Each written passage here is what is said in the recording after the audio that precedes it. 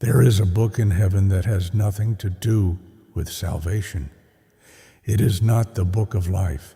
It is not the record of your sins.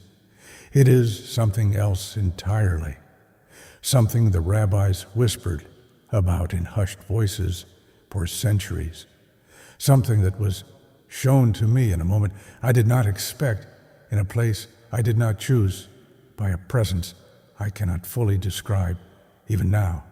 It is called the Book of Provision, and tonight I am going to show you how your name gets written in it. I am Rabbi Shimon. I am 83 years old. I have buried students. I have sat with dying men who had nothing. I have watched families crawl out of impossible debt in ways that defied every law of nature. And I have spent 8 decades studying texts that most people read right past without understanding what is actually written there.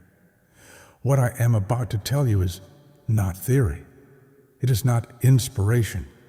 It is the record of what I saw, what I was shown, and what it means for you tonight, sitting exactly where you are.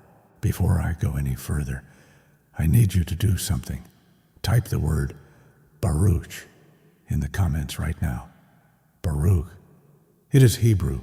It means blessed. And when you write that word, you are not just typing letters. You are making a declaration in the spiritual realm that you are ready to receive what is about to be released. Hit that like button right now, because every person who presses it is agreeing with this blessing over their own life.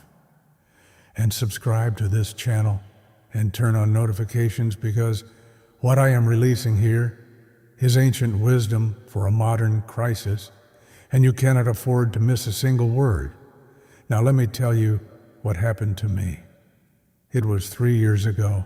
I had been fasting for 7 days, a practice I do every year in the season of Elul, the month of returning the month, when heaven draws near and the gates of heaven stand open, wider than at any other time.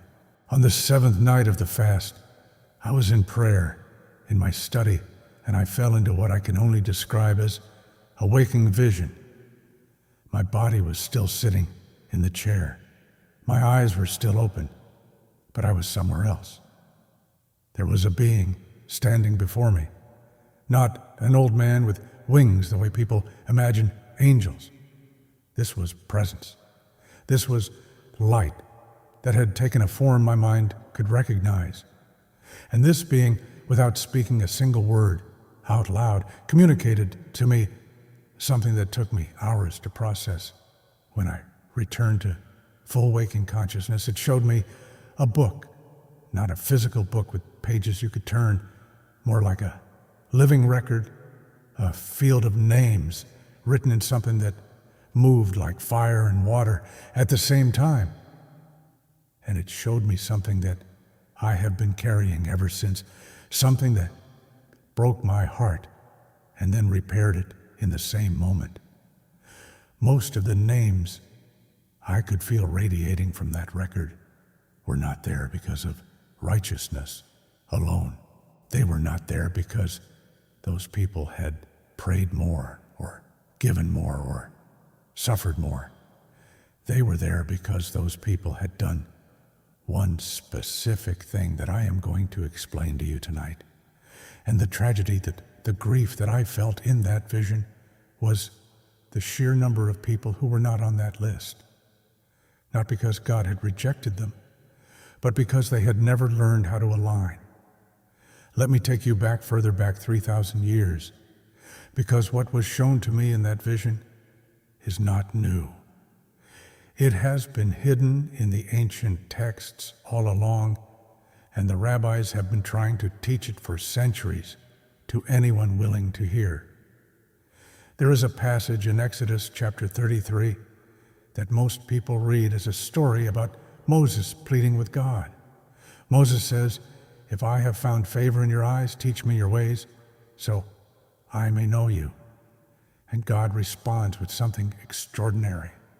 He says, I will cause all my goodness to pass before you. Not some of it, all of it. And then he says something that has confused commentators for millennia. He says, I will have mercy on whom I will have mercy, and I will have compassion on whom I will have compassion. People read that and they think it sounds arbitrary, like God is just picking favorites. But that is not what the original Hebrew is communicating at all. The great Maimonides, the Rambam, wrote in his Mishneh Torah something that stopped me in my tracks the first time I read it as a young student. He said, and I am paraphrasing, the essence of his teaching here, that divine abundance is not rationed. It is not limited. It flows like a river without end. The question is never whether God is willing to provide.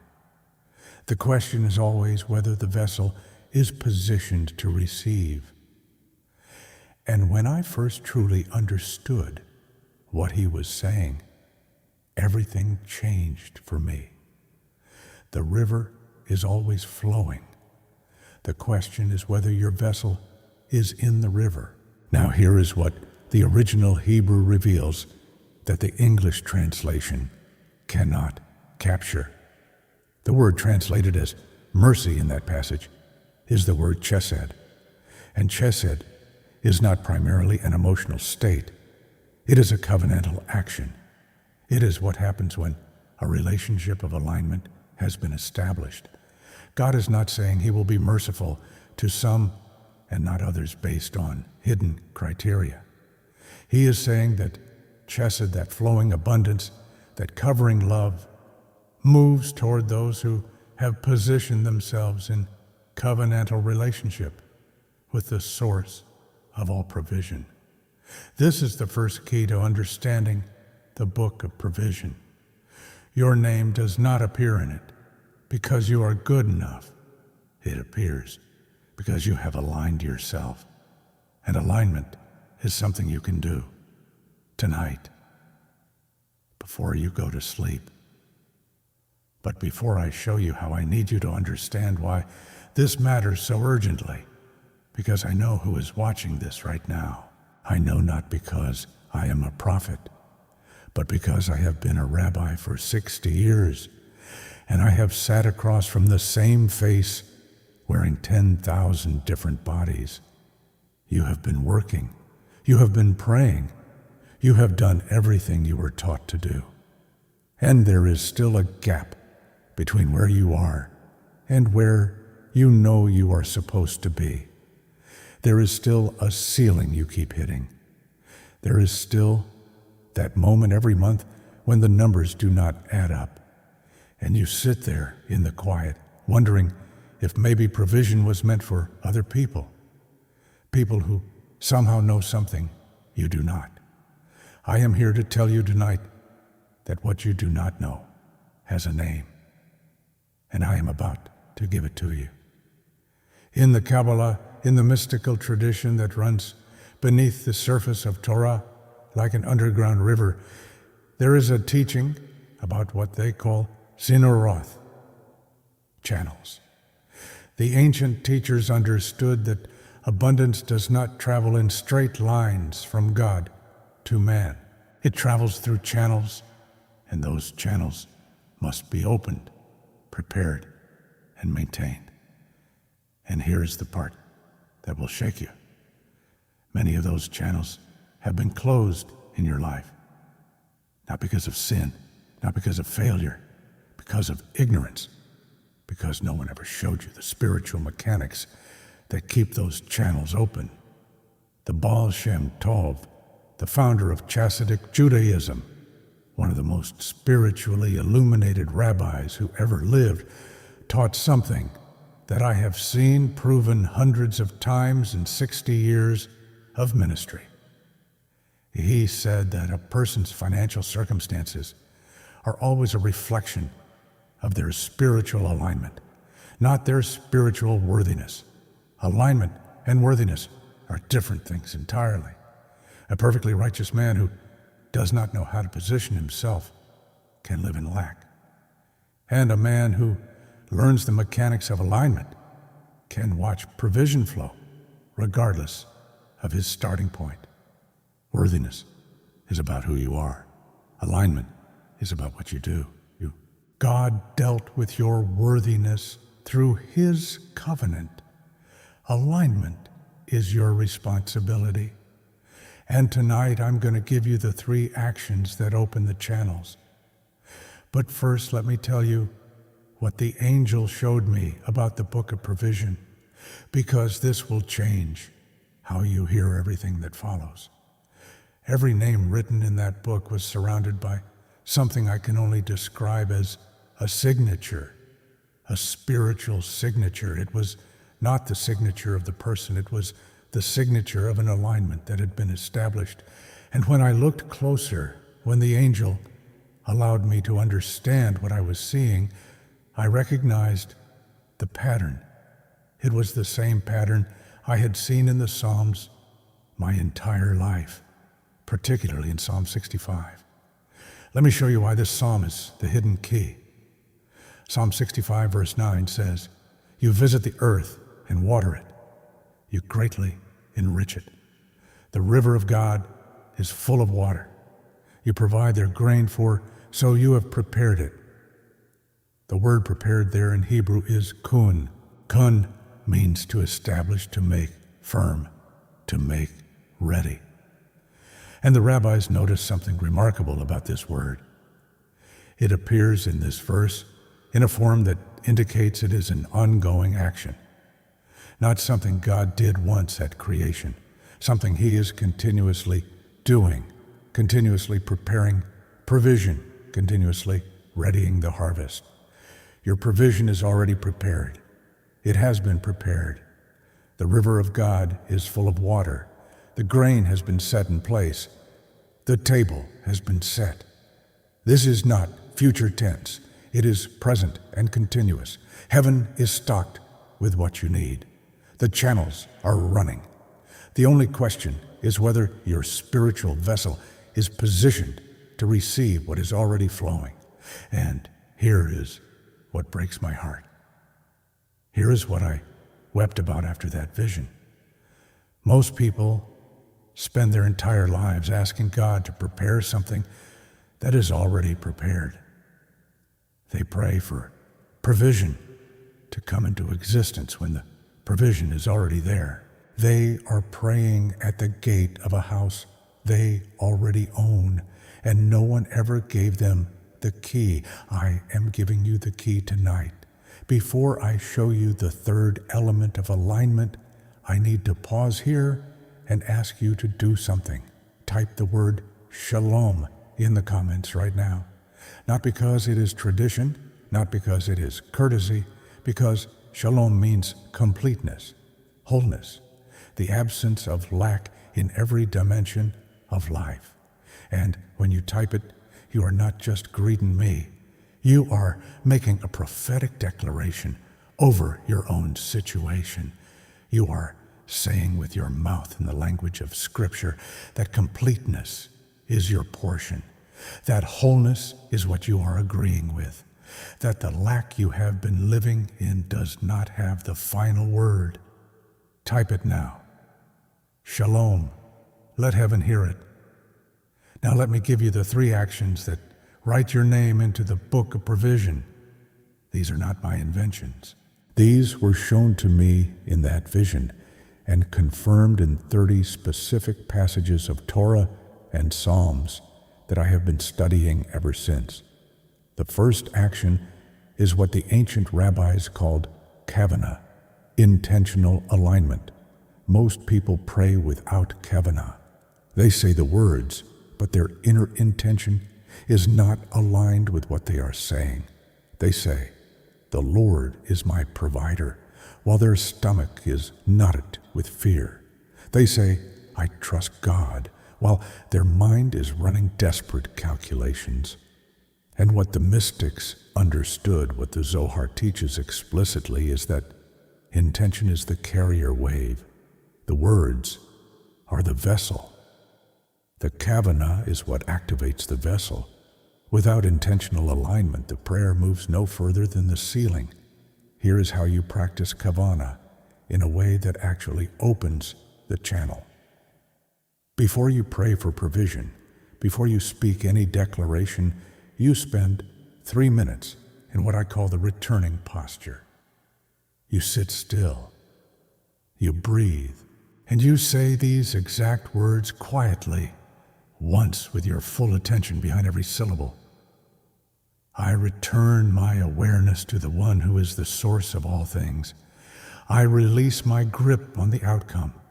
I open myself to receive what is already prepared. Say it once, mean every word, and then, and only then, bring your request. The Talmud teaches in Tractate Berachot that a person should not stand to pray from a place of sorrow or laziness or laughter or idle chatter, but only from a place of simcha shel mitzvah, the joy of spiritual alignment. Not happiness, not forced cheerfulness. The deep, quiet joy that comes from knowing you are in right relationship with the source. That is the posture from which provision flows. The second action is called Hatzalah, opening the hand. And this one is the hardest for people who are in the grip of financial fear because it requires you to do the thing that feels most dangerous when you have the least. You must give, not from surplus, not when you feel comfortable, from what you have right now. I know what you are feeling as I say that. I have seen that look 1,000 times. Rabbi, I have nothing to give. That is exactly why I must give it. Yes, exactly.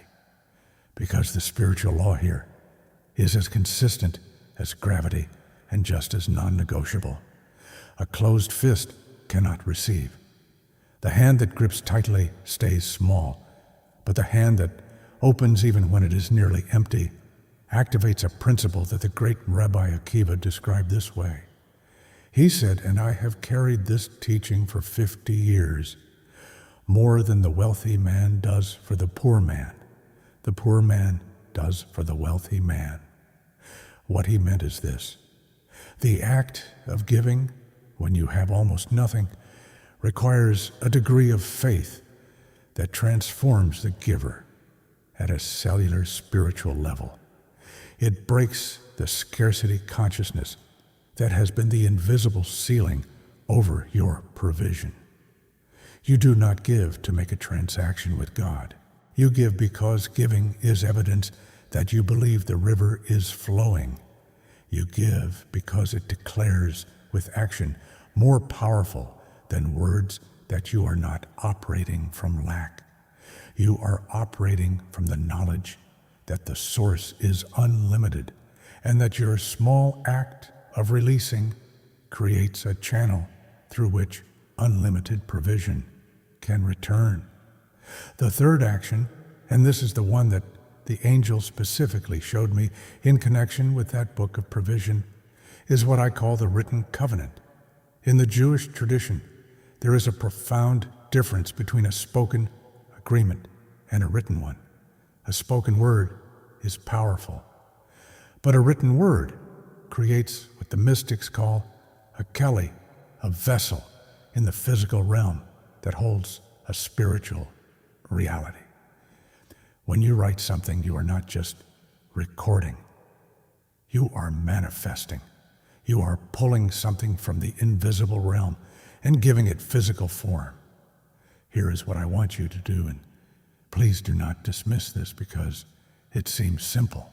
The greatest spiritual technologies always look simple from the outside.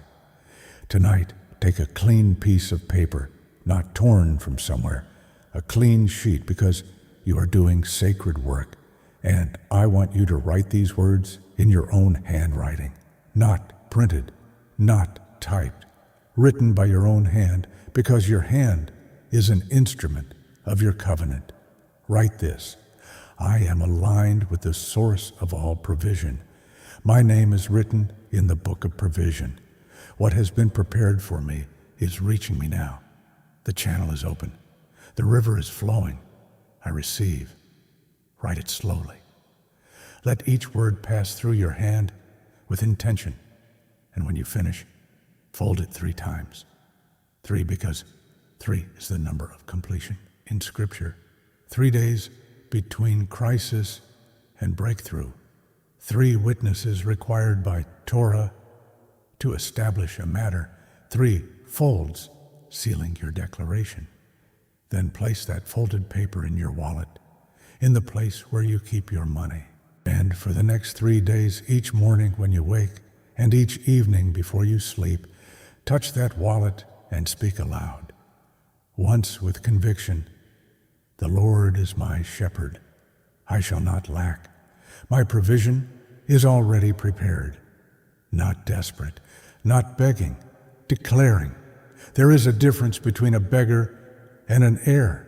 A beggar hopes that something might be given. An heir declares what already belongs to them. You are not a beggar at the gate of heaven. You are a child of the covenant. Speak as one who knows it.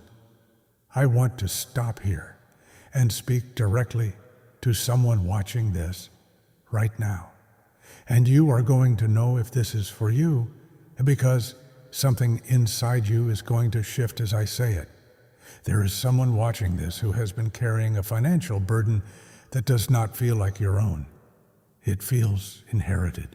It feels like a weight that was placed on you by your family line, by generations before you, by a pattern of lack that has repeated itself in your parents and perhaps in their parents before them.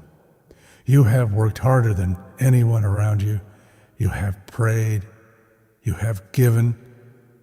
And still this pattern returns like a tide that comes back, and no matter how far you walk out. And late at night, the thought whispers to you that maybe this is just your family's lot. Maybe this is just what your life is. I am telling you tonight, with every year I have lived, and every soul I have sat with, that pattern is not destiny.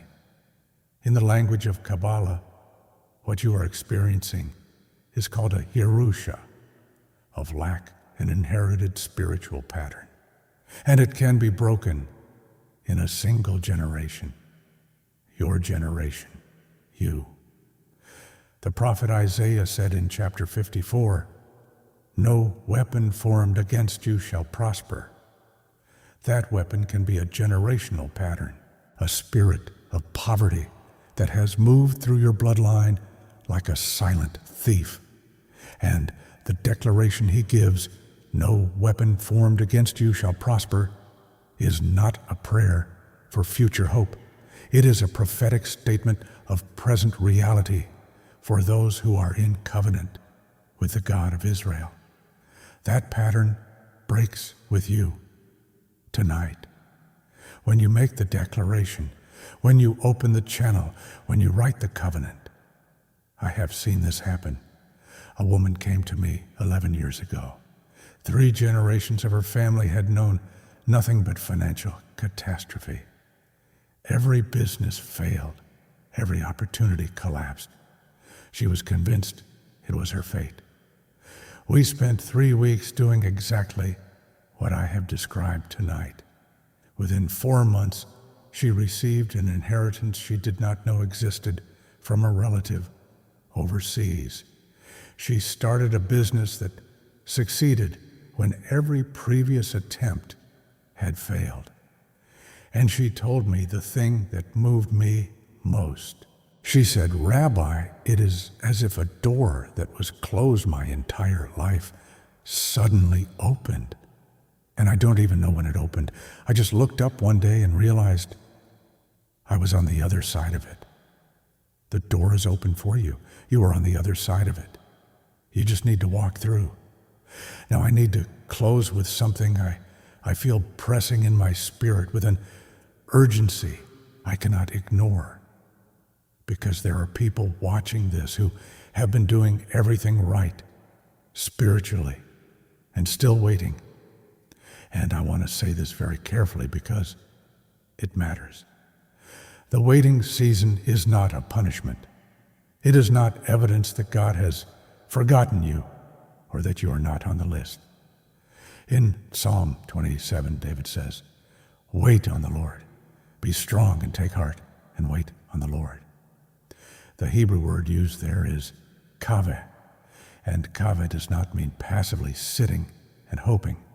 It means to twist together like threads being wound into a rope, like tension being built, like a bow being drawn back before the arrow flies. Your waiting season is not empty time. It is kaveh time. Heaven is twisting the threads of your provision together. The further the bow is drawn back, the further the arrow will fly when it releases. And there is a moment coming for some of you. It is closer than you know, when everything that has been drawn back will release. And the velocity of it will astonish you. It will astonish the people around you. It will silence the voices that said your season of abundance was never coming. The great Nachmanides wrote something that I have returned to hundreds of times in my life. He said that the righteous are not simply rewarded for their faith. They are rewarded through their faith. The faith itself becomes the instrument by which the provision travels from its prepared place to their actual hands. Your faith is not just how you endure the wait. Your faith is the pipeline. So let me now speak the blessing that I believe the God of Abraham, Isaac, and Jacob has authorized me to speak over every person who has stayed with this message to the end. And if you are still here, if you have received these words, then this blessing is yours. May the God of Abraham, Isaac, and Jacob open the gates of heaven over your life this week in ways that you will not be able to explain to any natural mind. May the provision that has been prepared for you, that has been waiting in the place where all blessing originates, may it find its way to you through channels you did not build and through doors you did not know existed. May every generational pattern of lack be shattered in your bloodline, beginning with you, beginning now. May your name be firmly, permanently, irrevocably written in the book of provision. May you lack nothing that your God has promised. May your cup run over until it becomes a river. And may that river reach every person in your family, in your neighborhood, in your generation, who is watching and waiting and wondering if the breakthrough will ever come. It is coming. It is already moving. The angel showed me the book, and the book is real, and the pages are not full. There is space for your name. There is space for your season to shift. There is space for the river to reach you. Write the covenant tonight. Place it in your wallet. Touch it in the morning. Touch it in the evening. Open your hand to give from whatever you have. Align your spirit with Kavana before you pray. And then watch, not with anxiety, with expectation, with the quiet confidence of someone who has finally understood that the provision was never absent. Only the alignment was missing, and now you have the alignment. If this message has reached you today, share it with one person who needs it. Because when you become a conduit of this ancient wisdom, you multiply the blessing that is already moving towards you. Subscribe to this channel and turn on notifications, because the teaching I am releasing next goes even deeper into the hidden Hebrew of Psalm 65, and I cannot teach it to people who are not here to receive it. And comment below right now. Tell me you are taking this step. Tell me your name is going in the book. Tell me you are ready, because heaven is listening, and so am I. Shalom.